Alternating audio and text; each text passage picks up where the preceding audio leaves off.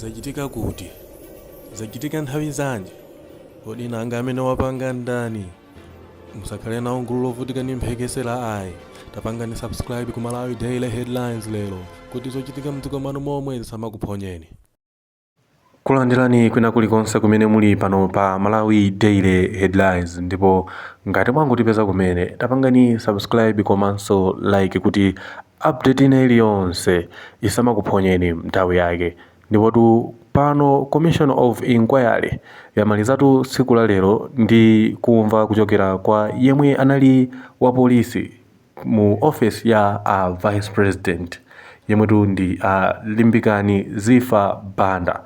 Takhani pomwepo kuti tithe kumva kunena kuti Limbikani Ziffa Banda koza komanso ayankha modani kumeneko chifukwa iwowa ndi amene anapanga identify matupi a anthu osiyanasiyana pamene panagwera ndege ku Chikangawa. Takhani pomwepo Forestry Department of Forestry plus reply omwe amaidziwa nkhalango ija kuti tikakauza kuti mulowe area iyi they will know kuti tigawana bwinobwino. So teams were set yoti amakhala the police, the forest officials nkuwapita adroniwa anangosankha selected teams because there were few, so there were 4 only. And tisananyamuke apolisi, that is MDF came in and one troop carrier yasilikali umakanakhala mwina around 70 or so. So matimu ena apolisi wanati anyamuka kale, but others had not yet started off.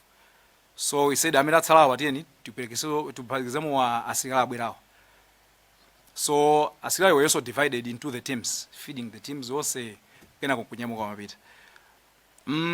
I went back to Kawandama because maganizo anga ambiri amakhala mwina Kawandama nkumene ngatani ingakhola yoti yagwira ndege.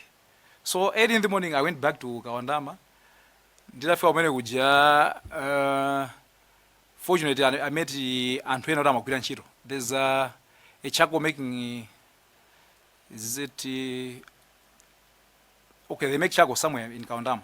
So Anthu akumene koko ndamene amati ndege tinaimva koma inazungulira kawiri katatu koma ndi with the weather we couldn't see it and city madziwa direction yake imene kuyenda bwinobwino koma inazungulira kawiri.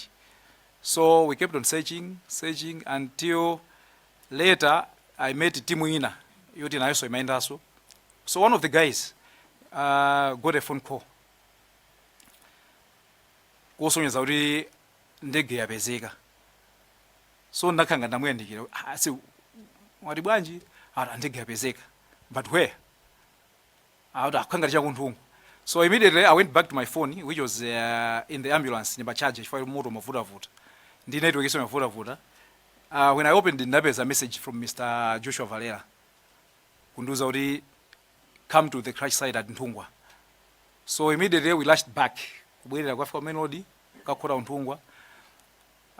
When I arrived at the scene, ndinapeza kuti ma bodies anali ena atachosakale pa site ene pa crash ipa kwaika pambali about 7 bodies, yeah, because I witnessed the retrieval ya 2 bodies from the plane that were trapped. So it was the labor guys amene anabwera ndi equipment yoti wapanga chisezoling mosamala yonjo kuchotsa modzi kena kumaliza winayo. And then after that exercise ya retrieval there was need to identify matupi aje. So I was called to identify the bodies. It was very hard for me kuti ndiyambeso kuma kwaona anthu kuti ndikuzoti amwalira kale and not in a very good state, but I couldn't do otherwise. I was there to do it. So I started with the medical team had put my labels numbers on the bodies and the other items there were retrieved from the plane, like my personal effects. So on number 1 it was the body of the VP, of which ndikufuna ndi chotse no, this one has already been identified.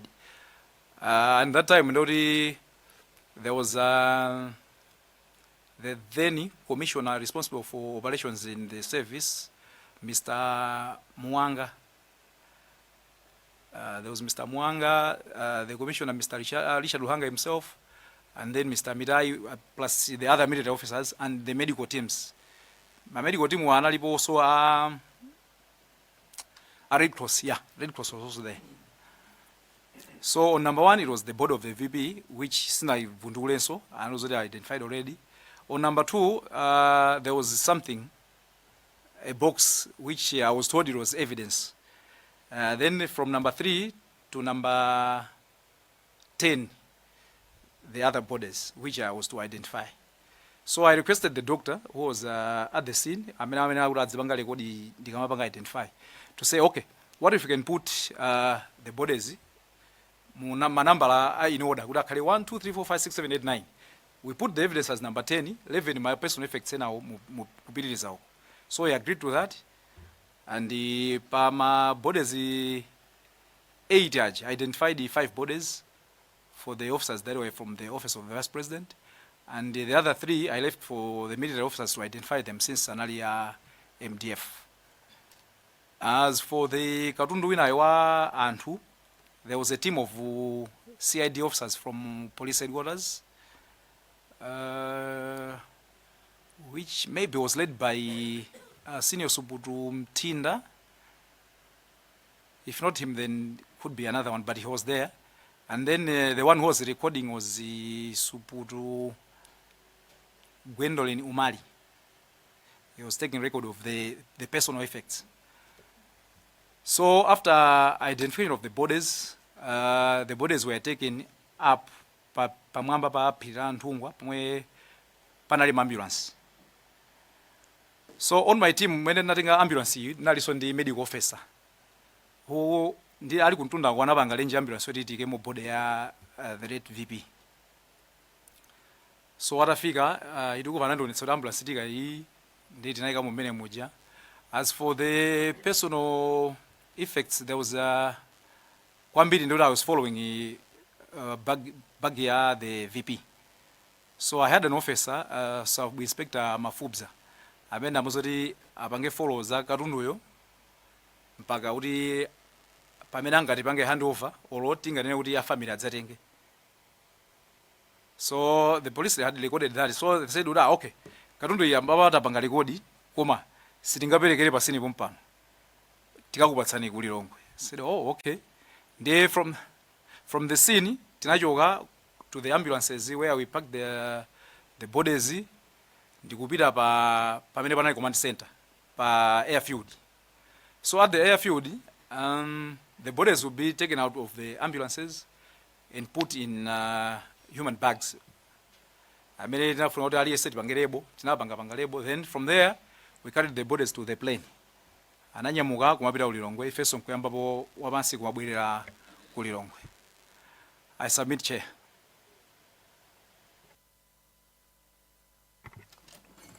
Amafotokoza ripoti yanu. Ndondomeko yake ikumveka. Ntchito yanu munayamba kunzuzu. Tonjet? Yes, ndayamba kunzuzu. Munayambira kunzuzu, munayambire pa kukia za security ya kukia simunachita nawo. Is that correct? Yes, zakuya sinapangena unachoka early kumapita straight to mzuzu. Chabwino. Noni mangufana kale clear kuti mafuso mwina akoza kumabwera obwereraso mbuyo komabe ndimene zilipo. Members ngatipale mafuso ena ndiye.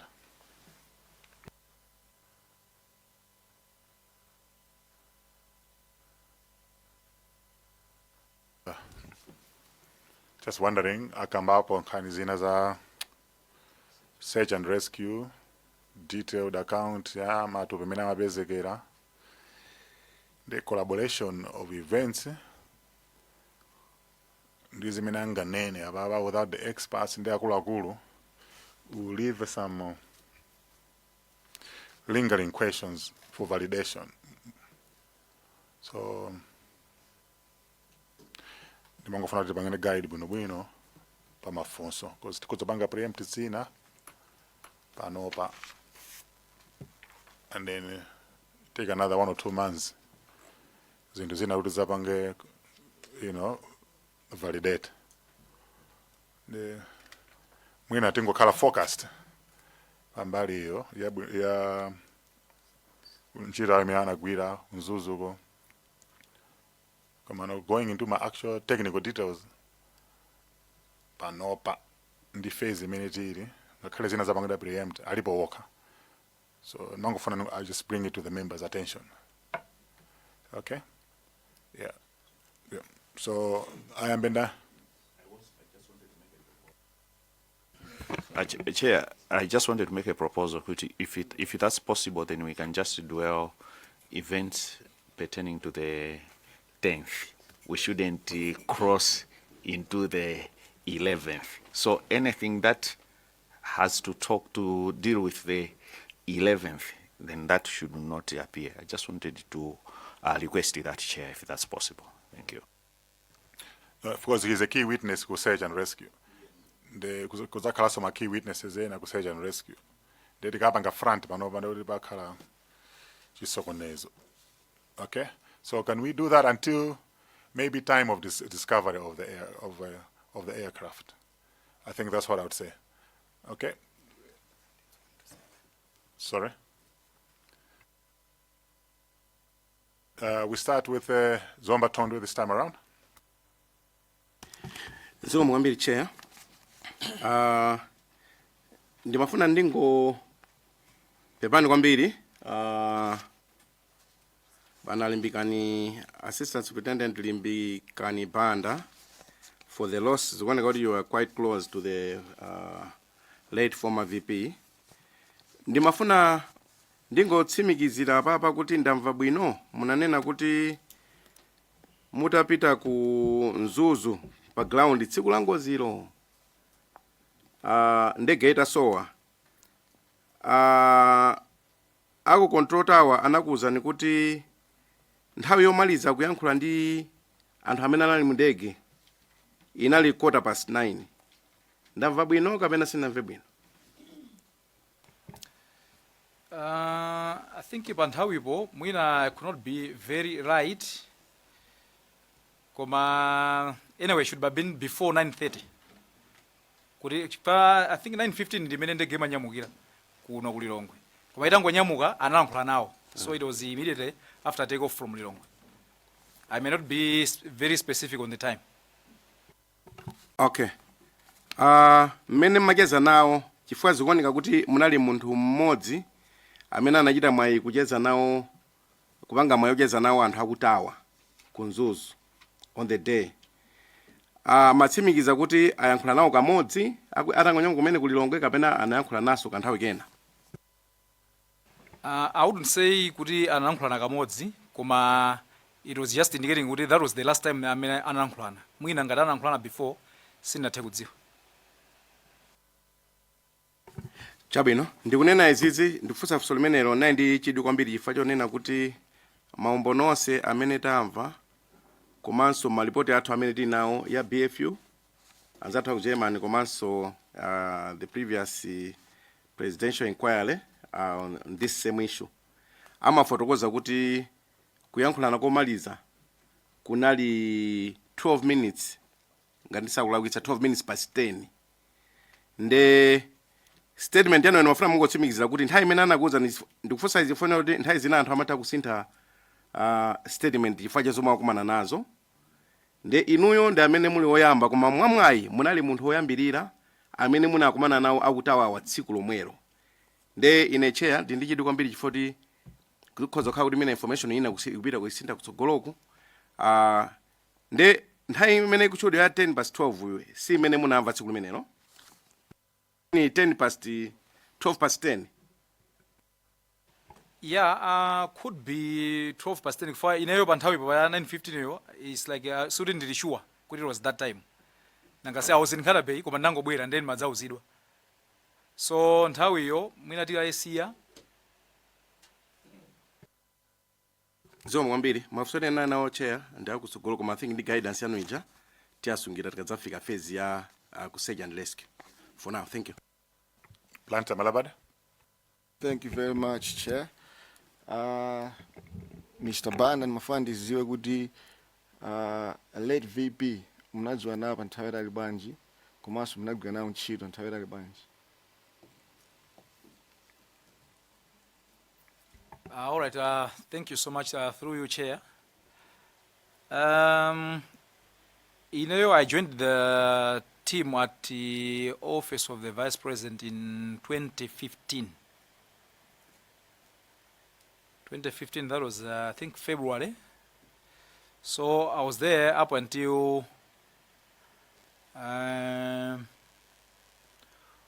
October of November of 2024.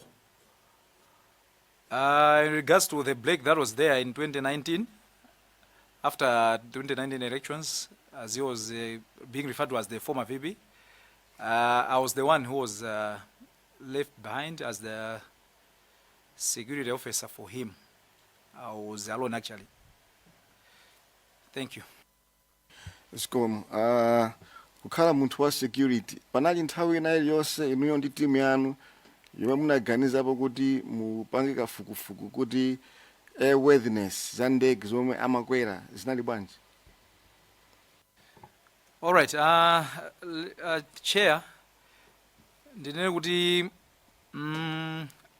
a security detail ya say the VP ntchito yake kwambiri imakhala ya close protection, and it's always a small unit, so simakhala ndi nthawi yoti mungafufuze zina zakunja. We normally ride on the established structures of the government system.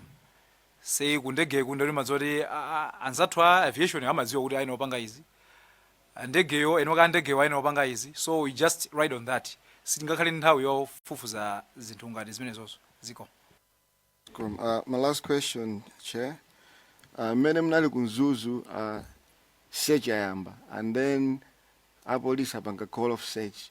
Mnali ndi maganizo ena yake kuganiza kuti maybe the calling off of the search was suspicious, or you found it to be normal? All right. Majazi immaturity calling off. Kuma professionally, I would call it a tactical withdrawal.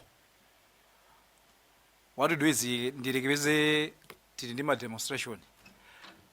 Apolisi abwera kuma matusende apanga 10 violent.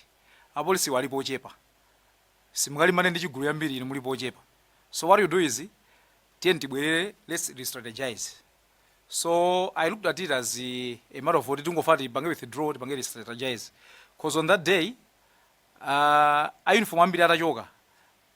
The guys are CID plus and organized crime, which are Amapanga gather intelligence. They were told to still continue with gathering Kuringaranga Pese, Malidzi, whatsoever. So to me it was just a strategic withdrawal so that we regroup and the Kuriribanga Banji Winako. Ziko Mache. I'm done, Chair. Yes, Kadamino. Chair, thank you. I want to ask a supplementary question. Mwanena kuti. Okay. Can you confirm that you were very close to the VP? Yes, I can confirm. Would you accept that someone is telling you that you have to code off and then go to someone whom you love or you are protecting with? Okay. If you look at this ngati munthu, of course you will be hurt to kuliumve kuti tikuyangana chinthu siti kuchipeza. Koma the conditions on that day si zimalola kuti tipitiriza because tinalibe equipment iliyonse, ndege yali maiseji ya manually, and it was very cold that day, very cold that night. And you can imagine on that day I was like Menda Valiram in the cold night. So tinalibe matochi, tinalibe chili chonse. Kuma siri endi timwadira dala magesa galimoto. Mendi kuendayo kuti tiziona taima galimoto temeruza kuti yangane uku, temeruza tengana uku. And the visibility was just abafupi kwambiri. Ziko kwambiri. Yeah, so first long Raguti, the VP is supposed to be guarded 24/7, right? 24/7, and you, as a personal guard or the VP, you're supposed to be in touch, whether there's a weather or there's a cold, there's what? Why would you accept to okay, let's go home and then we are going to strategize? No, it wasn't going home. And at the same time, mene ankaenda vipimu suti anali okha mu ndege mweyayi. Anali ndi the guard commander and the ADC kumana ndi asilikali awiriwo. So it wasn't like the VP was left alone. No. Mene amaenda ndi asilikali awiriwo. Ziko mwambi. Thank you, Chair. Chair Nzonzi Vai, kena kudeza mayana. Ziko mwambira Chair potipatsa mwayi anthu akunchewu kuti tifunse mafunso Mr. Limbikani Banda. Mr. Limbikani ndimangofuna ndiufunseni kuti nthawi imene ndine ndichoyambirira mmene mwafotokozera mwati mmagwiritsa ntchito maujeni magetsi a galimoto yanu kuti muzitha kuona. Sechi imene mmachichita sechi mkati mwa msewu kapena zimayenda bwanji potengera kuti mmagwiritsa ntchito magetsi a galimoto andi galimoto singalowe nkhalango muja. Funso loyamba. Funso la number 2, ku police headquarters munanena kuti munali ku police headquarters ku Northern Region kumene munkachita kumadikirira kuti mwina mutha olandira ma information ena ndi ena kufikira pamene munadzauzidwa kuti ndege yapezeka ku library sigine kuoneka chakumeneko ndi munanyamuka nthawi yanji. Funso la number 3 pepani mwina mudzilemba. Funso la number 3 linalira kuti nthawi imene mumachokayi munachoka nthawi yanji. Ndi simunazindikire nthawi imeneyo kuti anthu mukuyenera kukonzekera mwina nkhani ngati amatochi ndi zina zotero mupita kusechi ndikatengera nthawi iyo mmene munadzafotokozera koyambirira ndi it was after 3 ndi kuti automatically I think mwina timu imene madziwa kuti ndi kuti kuku ndi kunkhalango tikupitako andi nkutheka mwina tikafika usiku bwanji simunayenda okozeka. Funso la number 4 pepani ndati muzilemba number 4 apolisi ndi army amene amatsogolera sechi imeneyi anali ndani. Ndi apolisi anali ochuluka bwanji army anali ochuluka bwanji nthawi imene mukunena kuti sechi inayimitsidwa. Zikomo kwambiri.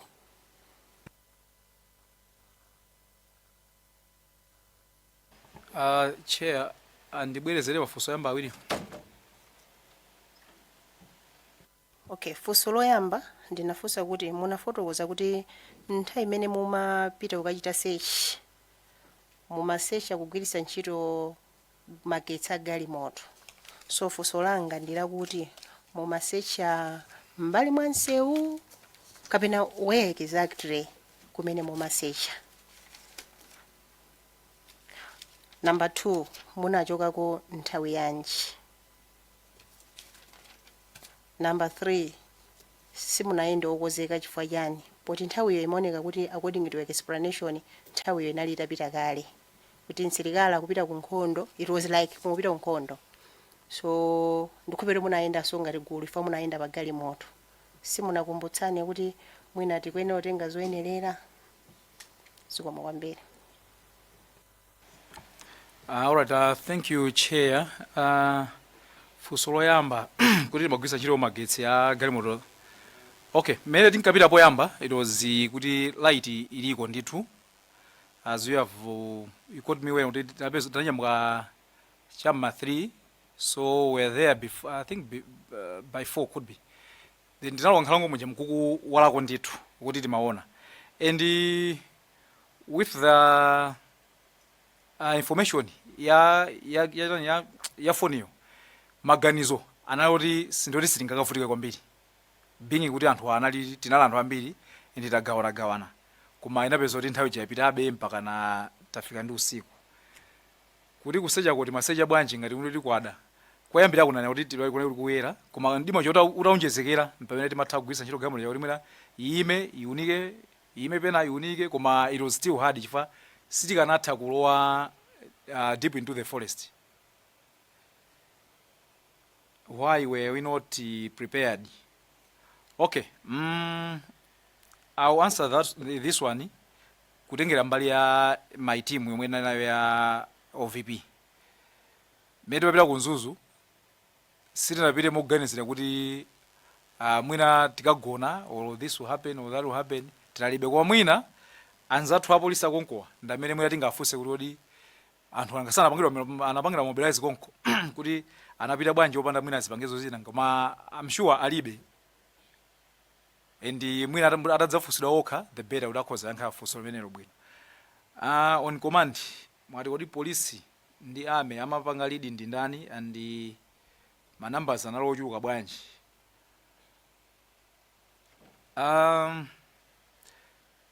Search I would say chifoti there was presence of the high command ya police ndi ma senior officers a army, I would say imapangidwa limodzi.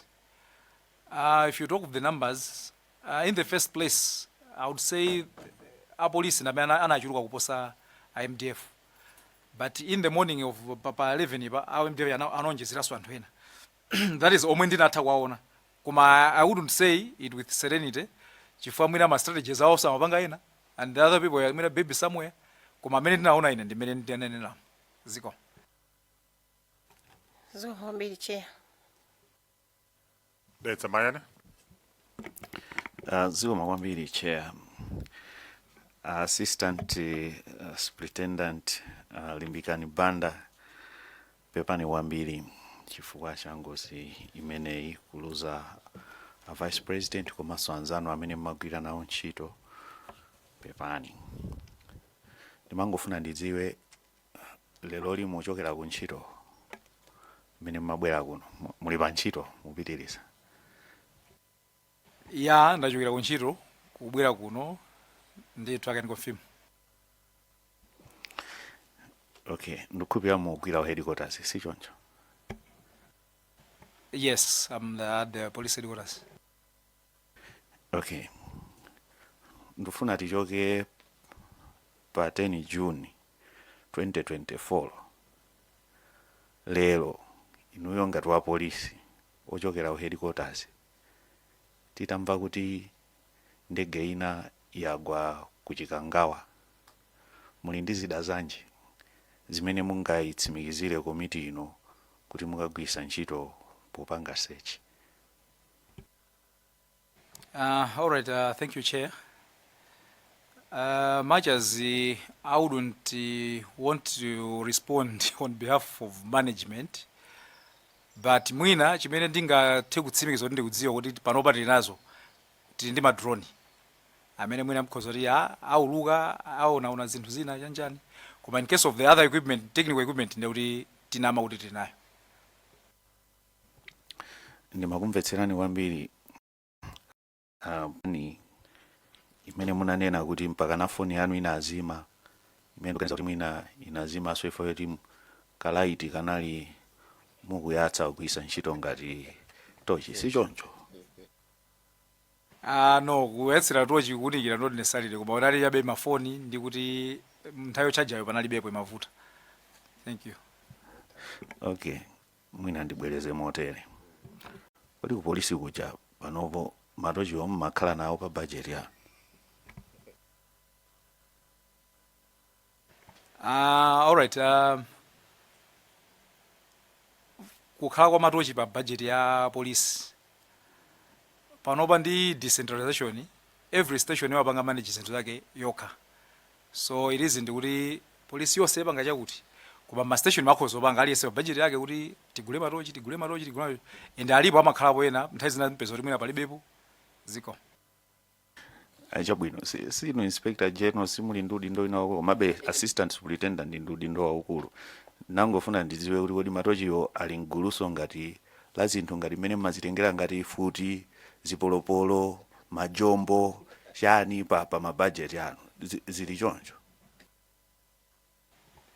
Yeah, matochi akhoza kukhala part of that, komanso sangathenso kukhalaso nthawi zina, koma akhalapo ndithu mbuyo mutalandirapo matochi aliyese wa polisi kulandira tochi bwinobwino.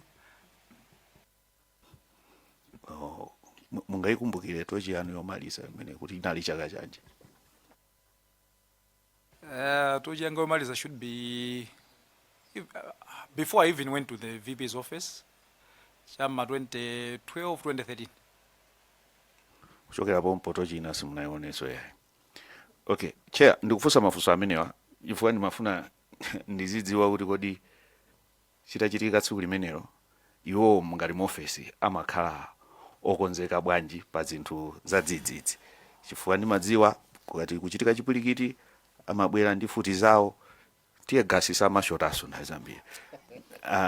ndiye ndimayang'ana kuti kodi mumakhala ndi katundu wanji andi zinthu ngati izizi zimene zikuoneka ngati zophweka andi ndasangalala chifukwa inuyo mukulankhula momasuka kwambiri. Munthu ukamalankhula chilungamo nthawi zina umamasuka kwambiri andi mukuoneka kuti mulibe chawo chifukwa mukananditsutsa kuti matochiwo alipo.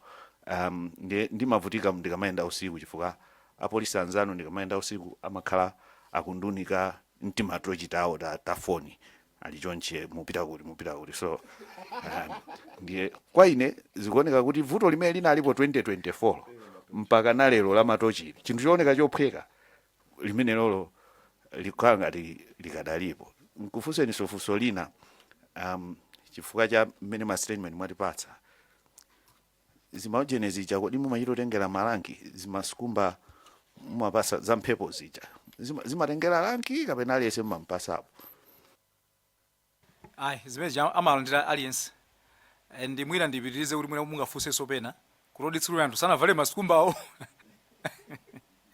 Chabwino pa mobilization ya changu ya chonchi zimatheka munthu akhoza kuyola chake ngati ine that day ndinalibe and the next day I had to borrow it from someone kuti ndivale.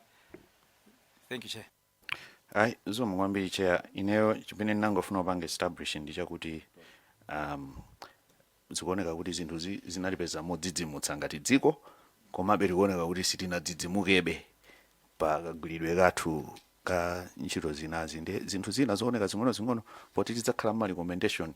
I think zinthu zina ndingati zimene zifuna anthu atha usiya search chifukwa cha kanthu kooneka kakang'ono chifukwa nkanamba ofusa maleni koti chani zinthu ngati zimenezo kunali kuchikangawa kumabwera mvula ndi anthu mazizira mukananena zambiri china imene sinafuna ufusa nchoti mudayenda ndi chakudya sikomandira ibwerepo mpochea basi mafuso anga zikomo.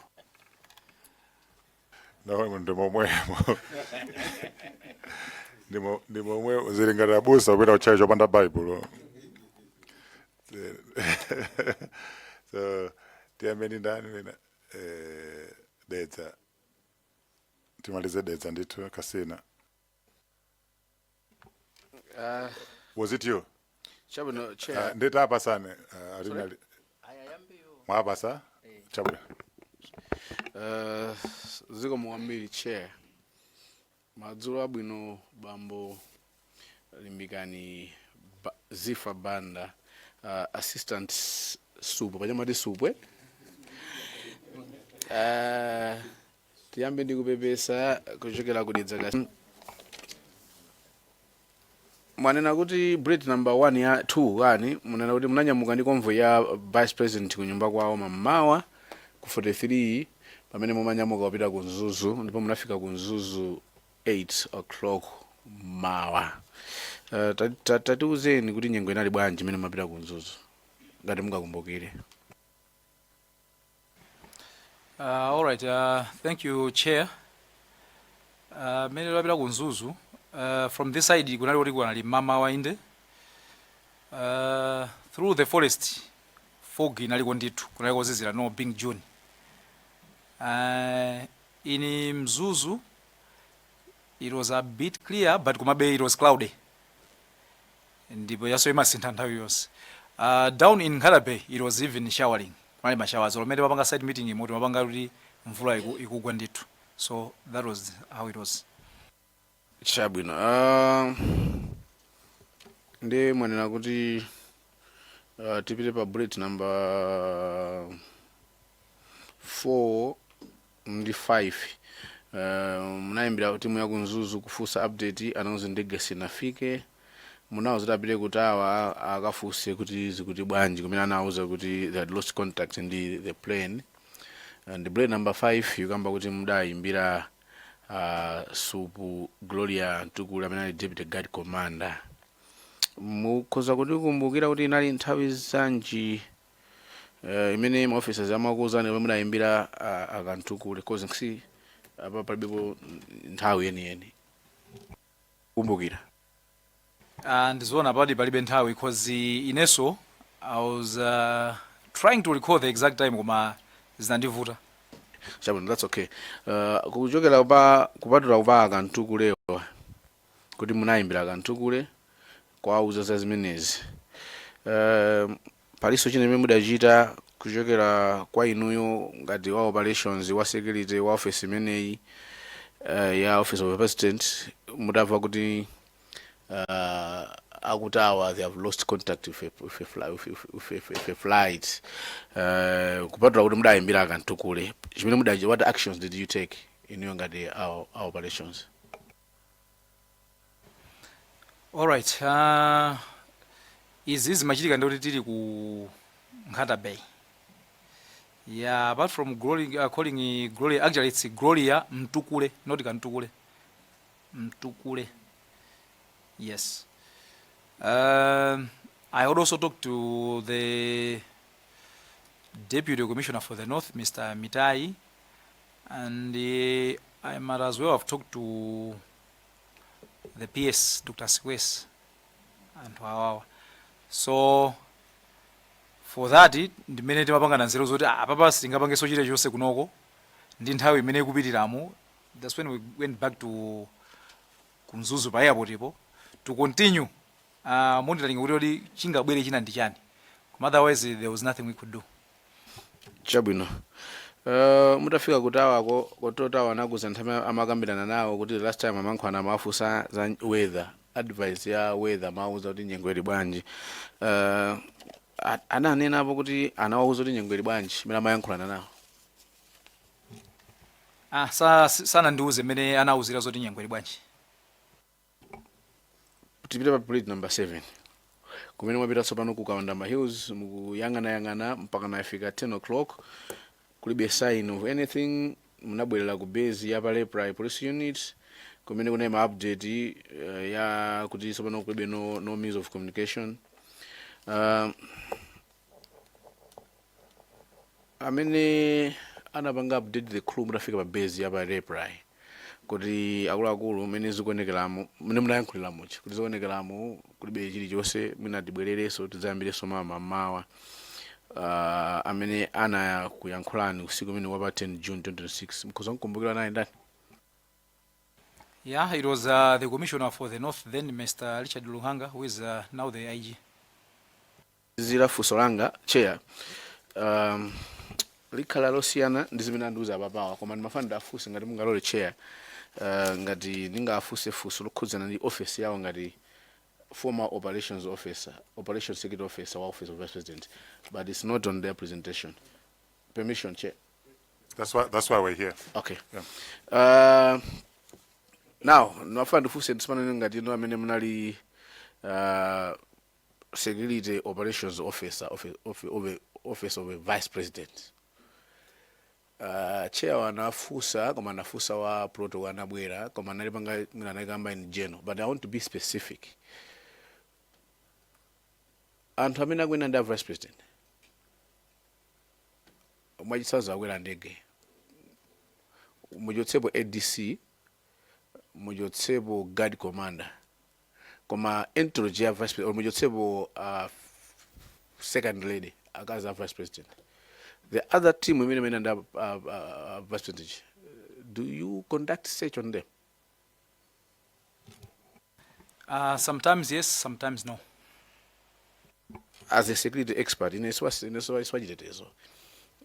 the best practice? You work as a cross protection officer. Best practice. Okay, it depends. That's why I'm saying sometimes yes, sometimes no. So it depends. Muna ngati ndi ma meeting oti one on one upeza abwera okha iya alumikizana apilakale koma in case normally ndithu amapangidwa sausage nawo suti the exempted. Ayi. Sindikamba ma meeting fusangali specific kuti amene akuyenda ndi president sumenelo kali pa gaimoto olo ali akukwera ndege apresident ja vice president ajaenda ko ndege ndi ma advisor kaya ndi ndani ndifana panga single out kuti mujotsepa former second lady mujotsepo ADC mujotsepo guard commander ena amene akuyenda nawo aja kandi wa media kandi wajani amene akuyenda nawo ndege limodzi. Do you conduct search on them ma search kapena amango kwera? All right, I'll go back to where I said pamakhala zinthu zina zoti we ride on the established structures ya boma. In this case ngati anthu akwera ndege, they go through the airport police. So amaseja ndi a airport police iwa, not if a close exploration how. Fanda amene amakhala kupanga mani malo aje kuti anthu aja kulowa akupita akakwera ndege. So you as a close production officer in operations, mumadalira stage ya Agwe Airport? I would say in case of Pandegepa, yes. All right. Chair, that's all from the Zagasin. Mwanza Central, then Mulanje North. Zikomo kwambiri, Chair. Nimafuna tipite pa point number 2 imene kwamba za convoy imene munaenda choka ku area 43. Munena kuti munanyamuka 5 o'clock. Munakafika around 8 o'clock. Are you sure of this timing? Yes, I'm sure. Ndi mmene timayenderamo cause timayenda mothamanga, I should admit. So 3 hours imakhala mmene timayendera nthawi zonse mlilongwe nzuzu. 3 hours. Okay. No, ndingofunsa chifukwa chonena kuti ndi mmene timamvera ena manena mayendedwe mmene amayendera popita ndi tikuona 3 hours iyo chifukwa kuyenda kuchoka ulilongwe 3 hours ukafika ku Nzuzu ndi kuti ndi speed ndithu ya bwinobwino. Then mangofuna ndichite confirm kuti munakwanitsadi kuyenda about 3 hours kuchoka kulilongwe ukafika ku Nzuzu tsiku lomwero mamawa omwewo. Yes, I can confirm. Very much, Chair. That's all from me. Mulanje North.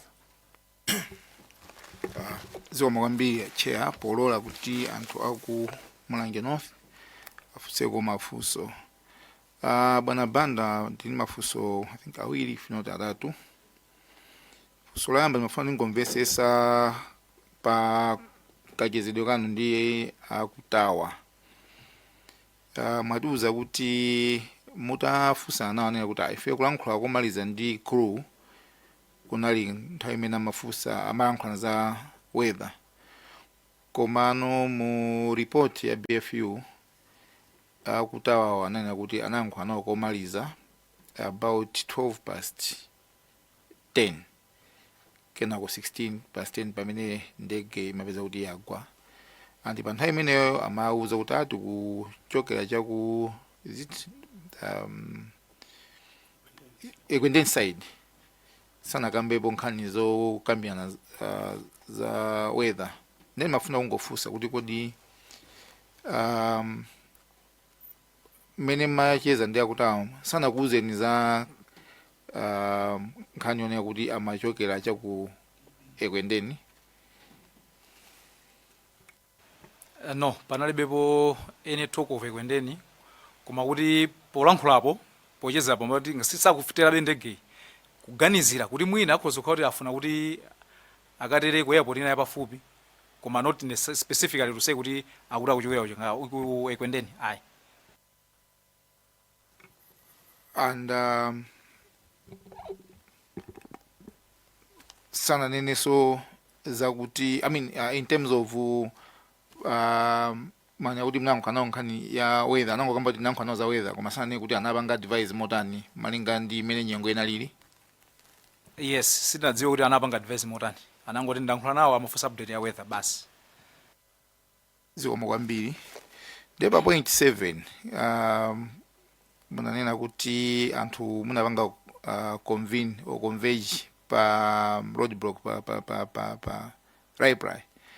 Kodi pamene pa anthu munakhala pansi kupanga plani kuti search iyenda moteremu mwina kufunsa anzathu a library kubwesa mapu amene ili dera lonse lija ndi kugawana kuti kodi ena alowera uku ena apanga chonchi kapena panalibepo that kind of planning. Titapanga converge pa library police roadblock opa ngati mungawengebe musimo ndikunena zoti matimziwa amene amapita pa first day amapita ndi anthu ena a forest kuti amayidziwa nkhalango ija, so that imene agawidwa kuti mukapita area iyi apolisi fere makhati siti kudziwako kuti this is the area, koma ene wakewo amadziwa, so they were there. Ndiye mati this operation inali jointly between police ndi MDF. Mukumene matitsimikiza kuti pafika nthawi yake mutaona kuti ndimene you were rather ill prepared kupitiriza ndi search pamene IMDF akunena kuti iwo amapitiriza search iyo. Coordination yanu inali bwanji pakati pa inu ndi ya MDF? All right. Coordination ya MDF ndi polisi was through management imene alipo ya police, top management, that is, who was the commissioner for the north. So coordination was between akuluakuluwa ife kumusiku kuti mangouzidwa zochita.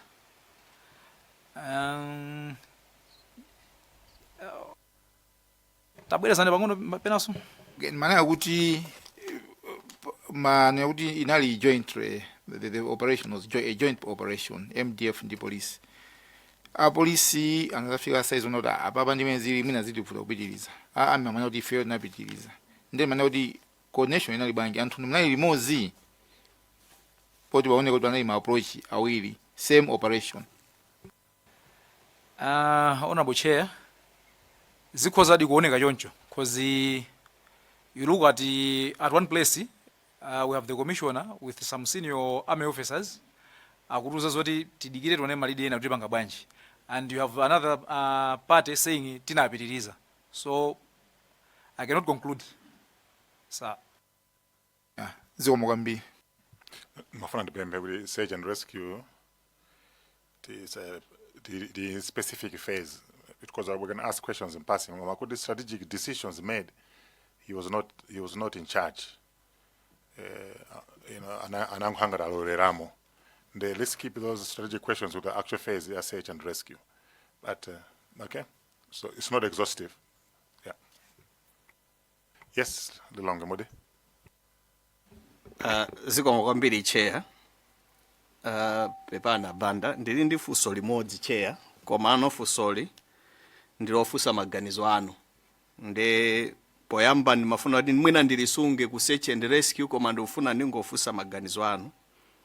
Abanda mwatiuza onena kuti munakhala nda vice president kuyambira 2015. 2019 chisankho aluza, koma chifukwa choti amayenerabe kukhala ndi apolisi inu anakusunganibe kuti mukhale nawo. Mpaka 2020 abweranso mboma munapitiriza nawonso mpaka 2024. Ineyo ndagwira ntchito ku security sector ndikudziwa what that means, kuti ndekuti inuyo munali very close. Ndiyeno ndimafuna ndifunsefunso ili kunena kuti mwatiuza onena kuti panali tactical withdraw, kuti munasintha machitidwe yake antchitoyo, nde munanena kuti ACID ndi anti-crime teams anapitirira amene wanda apolisi. Nde mafunso langa ndilonena kuti kodi inuyo amene munali very close kwa VP munakhutitsidwa kunena kuti matimu awawa apitirire ifeyo tiyeni tibapita kaye? I think ndinayankhaso nthani yake kuti kuganiza as a person ndi chinthu chovuta kuchivomera, koma professionally ndimayenera ndivomere because that was the strategy that was being used. Thank you, Chair. That's it, Chair. Thank you. No mafusa labu no kwambiri. Fwa ukhala bodyguard ngati chinthu chitati chavuta mwalero uambe kufa ndiweyo bwana ako akhale ni moyo, ndiye pa tsiku lili abwana samapezeka kuti umene tinayo so uzipereke. So fuso lanu ndilafundi fuso labo kwambiri inde ndi last search and rescue, koma likupanga lifail kwa iwowa amene anali in charge ngati bodyguard mene amapangira conduct zinthu. So it's a relevant question and I'm sure mukuyipanga appreciate. Fusolina ngati? Yes, yes. Not a question. Komano, just for the secretariat to take note, ndimayanga na write up ya Mr. Banda. Akamba issue ina yake kuma mu write up mulibe, so ndimafuna kuti mwina potiza kuma nao patali zati kumbusi. I can't get an outstanding issue. And then there was a box labeled evidence. It's key to this inquiry.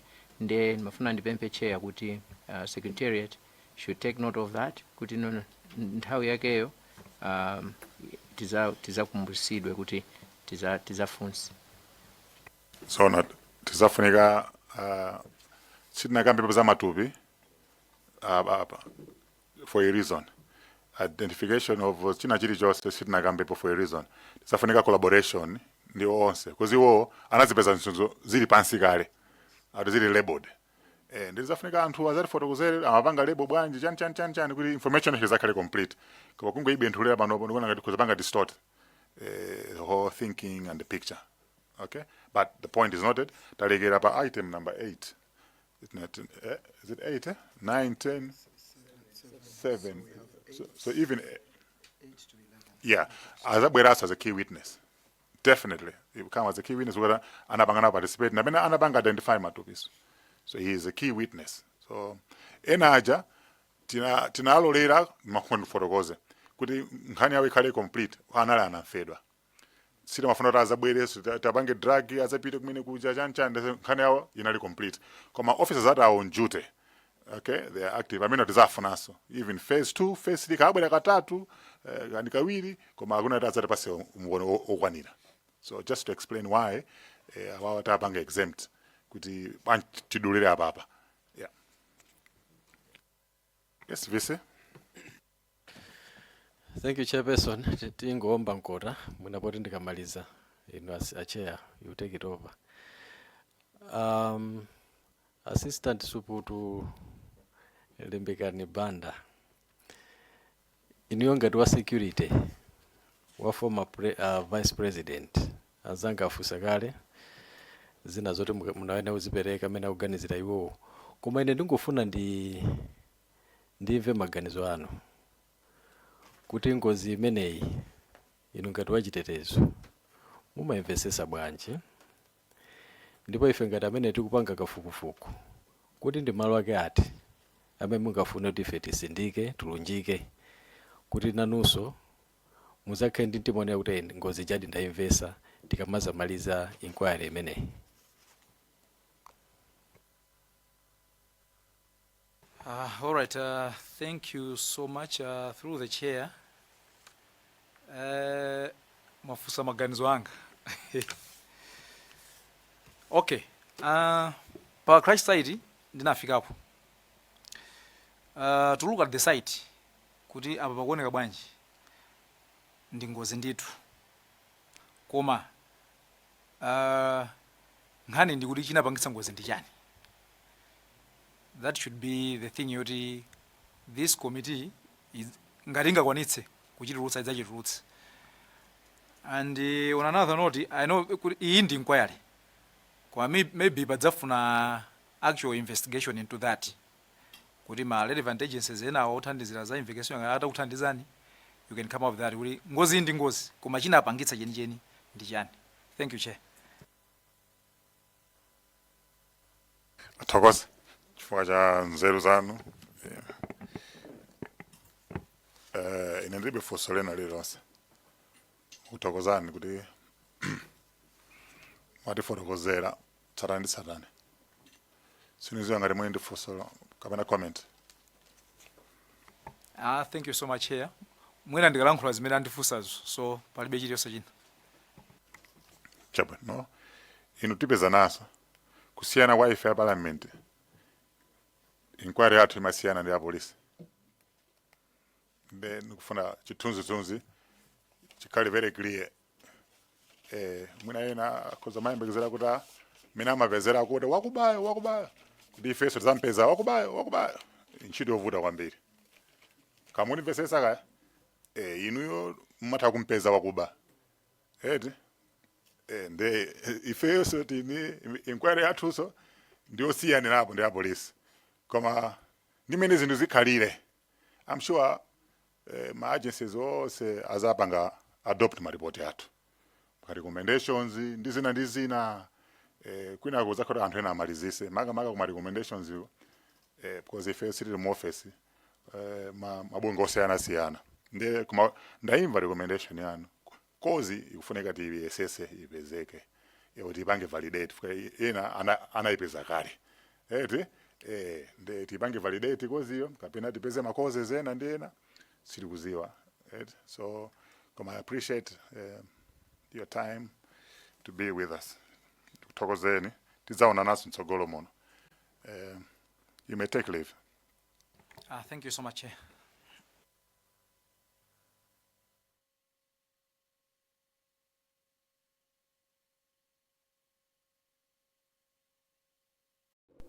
Zachitika kuti zachitika nthawi zanji kodi nanga amene wapanga ndani musakhale nawo gulu lovutika ndi mphekesera ayi tapangani subscribe ku Malawi Daily Headlines lero kuti zochitika mdziko mwanu momwe zisamakuphonyeni.